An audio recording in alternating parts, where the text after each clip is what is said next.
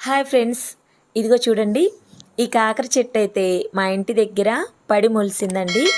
ఈ కాకర చెట్టు మొలిసేసరికి మేమైతే ఈ కాకర చెట్టుకి పందిరి వేసామండి.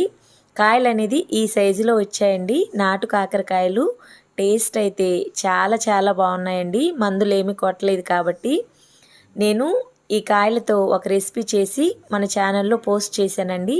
ఆ లింక్ని డిస్క్రిప్షన్లో ఇస్తాను. ఇంట్రెస్ట్ ఉంటే ఒకసారి వాచ్ చేయండి.